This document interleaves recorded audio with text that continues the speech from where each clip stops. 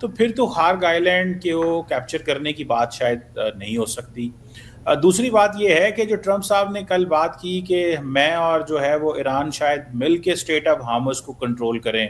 तो आपको पता है ट्रंप का माइंडसेट ये है कि वो हर जो काम करते हैं उसमें कोई ना कोई फाइनेंशियल इंसेंटिव देखते हैं। तो वो समझते हैं कि इस खित्ते से इतना कुछ निकलता है, लेकिन ना यूरोप इसकी सिक्योरिटी में इंटरेस्टेड है ना कोई और है, तो मैं ईरान के साथ मिलके क्यों ना यहाँ से फाइनेंशियल गेन जो है वो लूँ। और वो क्या करना चाहते हैं, उनके दिमाग में क्या है, ये तो जारी बात है वो सोच रहे होंगे या पता चलेगा। लेकिन डॉक्टर कमर चीमा, रही जब वो कहते हैं कि मैं और ईरान मिलकर यहां पर कंट्रोल करें, तो प्रैक्टिकली अभी as of now they don't have any control on Strait of Hormuz. तो इसका मतलब ये ट्रू। हुआ कि ये जो अफनान साहब भी जो बात कर रहे हैं कि वहां से जो मरीन्स को जो बुलवाया गया है, तो बाज़ औक़ात, और हमने बेशतर औक़ात ये देखा है कि मुज़ाकरात जारी थे और फिर दरमियान में उन्होंने विदाउट एनी प्रोवोकेशन मिसाइल दाग दिए और हमला कर दिया, जिससे आयतुल्लाह खामनाई साहब की शहादत हुई। तो डिसेप्शन तो होती है इन चीज़ों में, ख़ासतौर पर इन फरीकियन की अगर बात की जाए तो।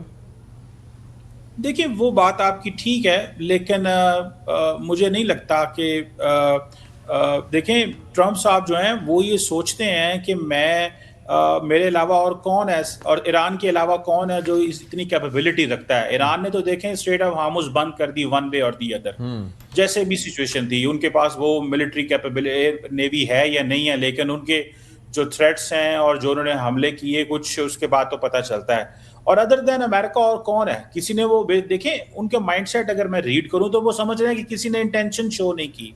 तो मैं क्या इससे कोई इकोनॉमिक इंसेंटिव निकाल सकता हूं जो मुझे समझ आती है। बाकी देखिए पाकिस्तान का जो रोल है ये बड़ा जबरदस्त देखें एक रोल है कि हम एक रीजनल स्टेबलाइजर के तौर पे मर्ज हुए हैं। और पिछला एक साल आप देख लें, तब से लेके आज तक पाकिस्तान की जो ग्लोबल प्रोफाइल है वो बढ़ी है। अमरीकी सदर ने कहा था कि मेरा ख्याल जब वो फील्ड मार्शल सईद आसम मुनीर से मिले तो उन्होंने कहा कि वो ईरान को बहुत अच्छे से समझते हैं। और मैं समझता हूं कि जब अमेरिका मुश्किल में पड़ा तो वो पाकिस्तान के पास ही आया और कि जी ईरान के साथ जो डायलॉग एंड एंगेजमेंट होनी चाहिए। तो पाकिस्तान तो चाहेगा कि ताल्लुकात को जो है वो अपने लिवरेज, और देखें पाकिस्तान को मैं एक बात बताऊं कि पाकिस्तान के ऐसे दोस्त हैं जिनके ऊपर पाकिस्तान की लिवरेज है। मिसाल के तौर पे ईरान अगर हमारा दोस्त है तो वो हमारी बात भी मानेंगे। सऊदी अरब, तुर्की, चाइना, अगर हम अमेरिका के करीब हैं या अमेरिका के साथ हमारे ताल्लुकात हैं तो वो हमें इस तरह समझते हैं कि पाकिस्तान का क्या, वो कैसे इस जंग से बाहर निकल सकते हैं। तो मैं समझता हूं कि ये बहुत बड़ी डेवलपमेंट है। ग्लोबल सारी की सारी जो कम्युनिटी है वो पाकिस्तान की तरफ, इस्लामाबाद की तरफ देख रही है।